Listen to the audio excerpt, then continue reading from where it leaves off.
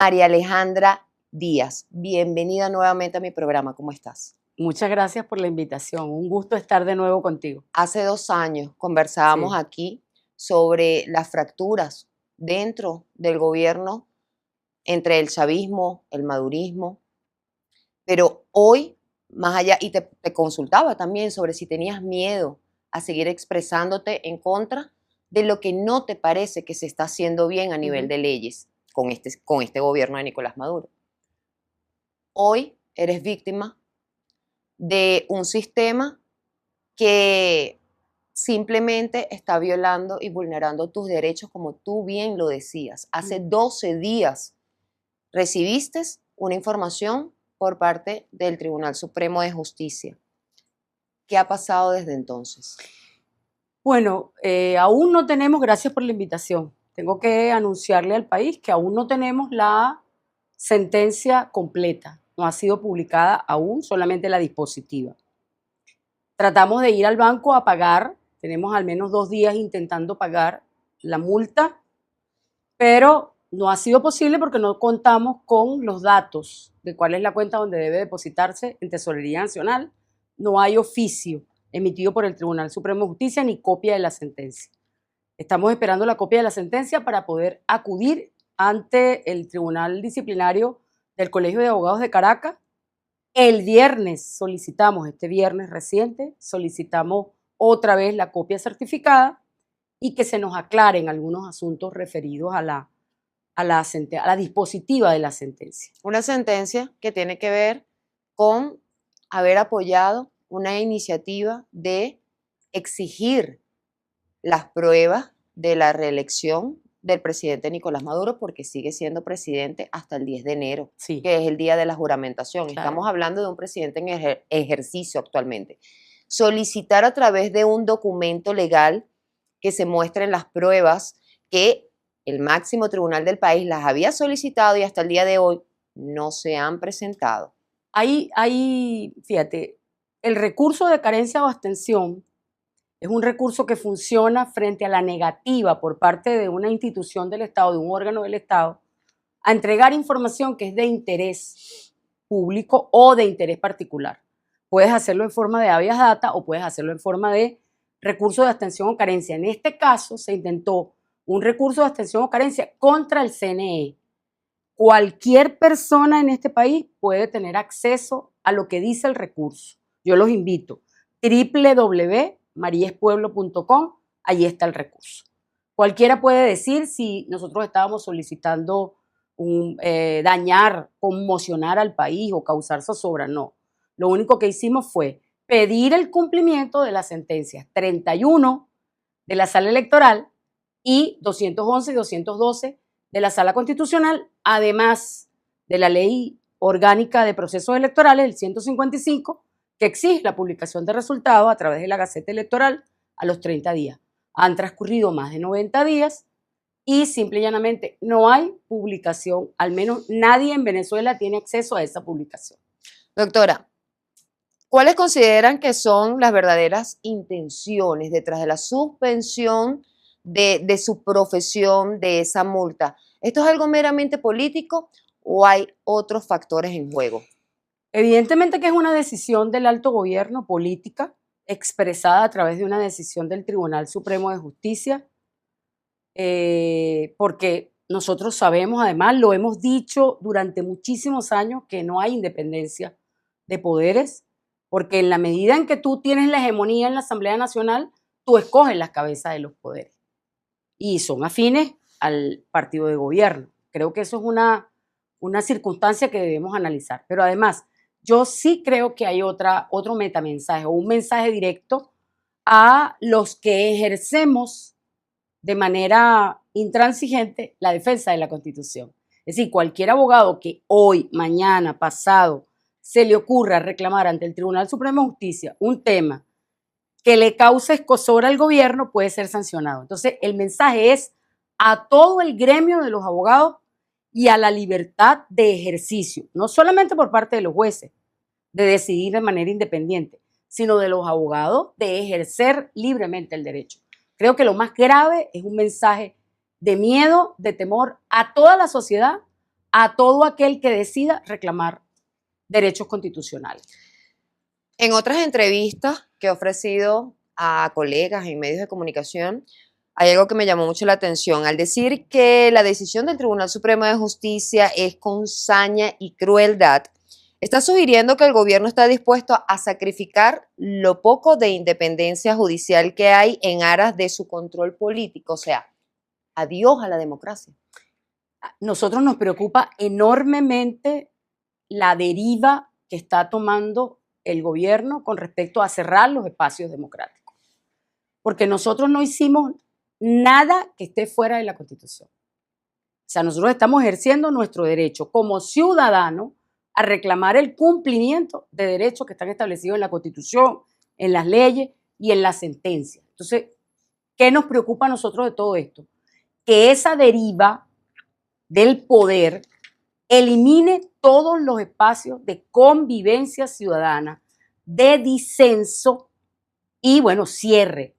Por eso nosotros decimos que la democracia está herida de muerte cuando pones a un Tribunal Supremo de Justicia a castigar por ejercer un derecho ciudadano a un profesional del derecho. Es un ejemplo, en nuestro caso, creo yo, que es ejemplarizante para que los demás no se atrevan a actuar. Mucho se habla, sí, honestamente, de ese temerario, como lo dice el propio recurso. Dice que es temerario. ¿Por qué es temerario? O sea, temerario porque está exigiendo o pidiendo, solicitando que se muestren los resultados o que se acate la propia sentencia del tribunal. ¿Eso es temerle a qué? No, fíjate, esa es una de las dudas que tenemos con respecto al recurso, porque la categoría de temerario está establecida en otras leyes, no está establecida en la Ley Orgánica del Tribunal Supremo de Justicia, está establecida en el Código Orgánico Procesal Penal y en el Código Civil. Se supone que estás actuando con dolo o tratando de inducir el error en el tribunal. Nosotros en ningún momento estamos siendo temerarios cuando lo que estamos solicitando es el cumplimiento de las propias sentencias del Tribunal Supremo de Justicia. Entonces, la temeridad como tal es una categoría que tienes que probar la conducta. Por eso estamos exigiendo que nos entreguen la sentencia completa para poder saber cuáles fueron los criterios que utilizó el máximo tribunal para determinar que la acción es temeraria. ¿Cuál crees que fueron los criterios? ¿La ley de 1988, por ejemplo? Fíjate, ahí me llama la atención poderosamente que la primera parte de la sentencia, la dispositiva, asoma la posibilidad de aplicar una sanción de la Ley de Amparo de 1988, una ley además que es inconstitucional porque sin debido proceso aplica la sanción de arresto de 10 días al abogado o a los querellantes que resulten ser considerados temerarios. Es una ley que, hay que advertirlo, está contraria a los principios de debido proceso y de defensa.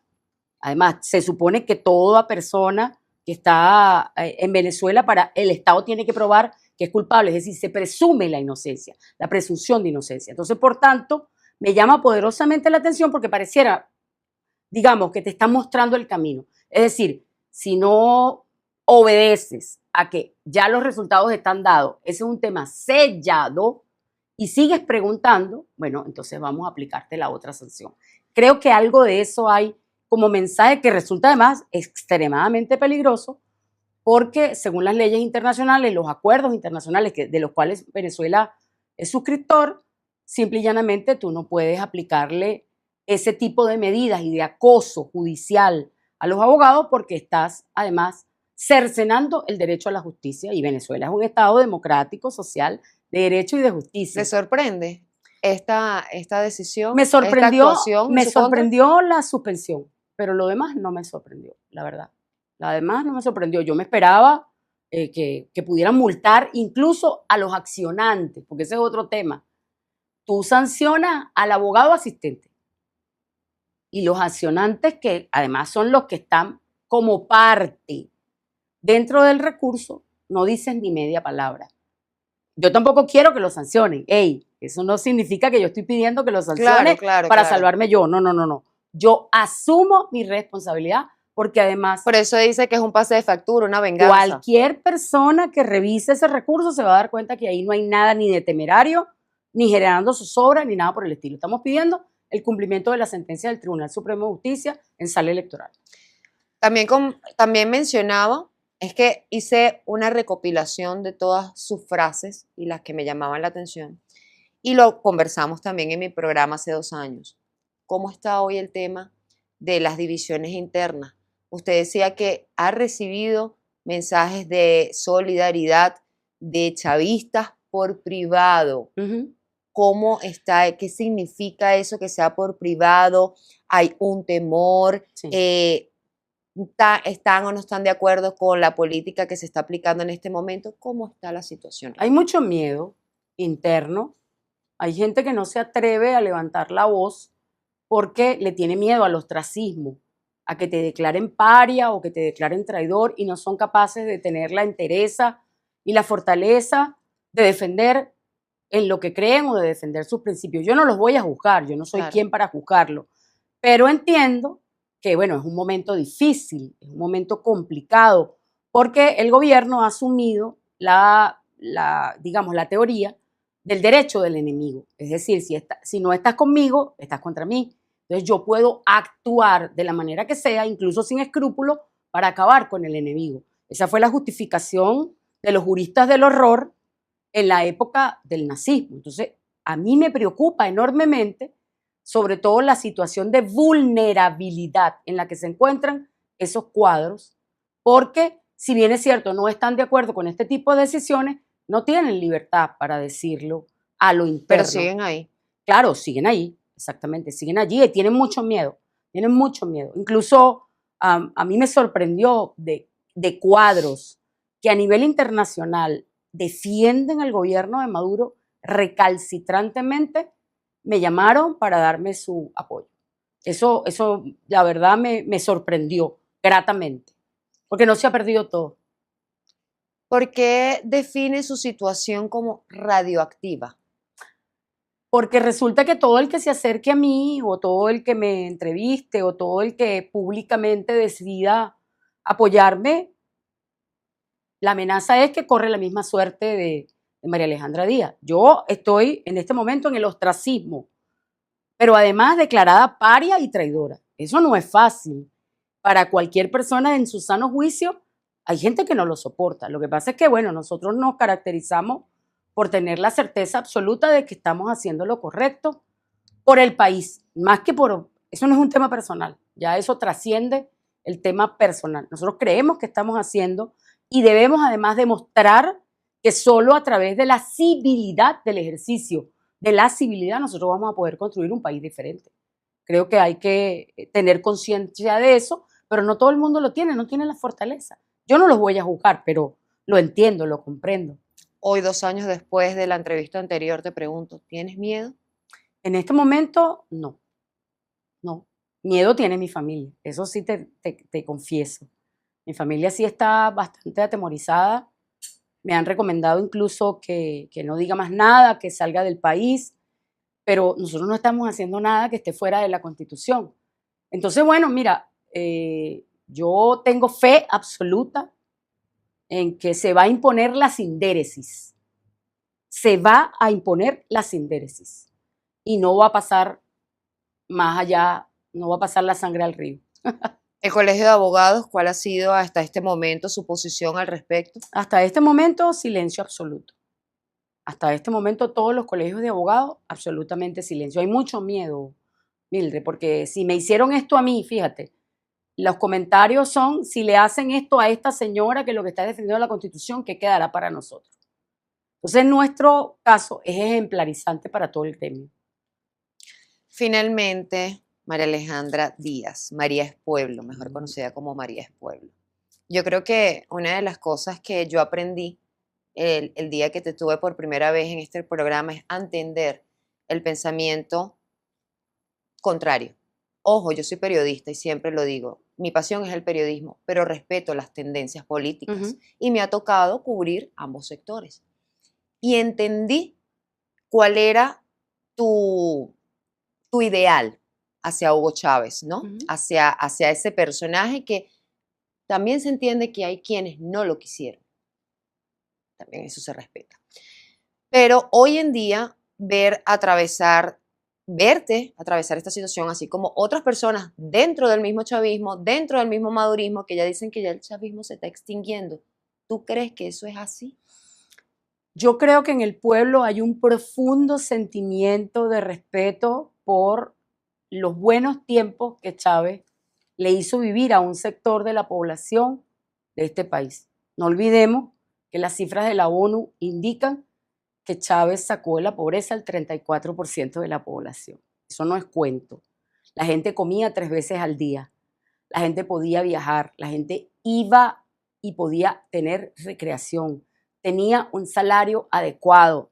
Es decir, más allá de todas las críticas que podamos tener en cuanto a lo político y a lo civil, al ejercicio de la civilidad, no hay que dejar de reconocer que hubo grandes logros y avances en cuanto a lo social y a lo económico. Entonces, yo creo que hay un profundo sentimiento en el pueblo llano, ese pueblo llano que incluso no acompañó a Nicolás el 28.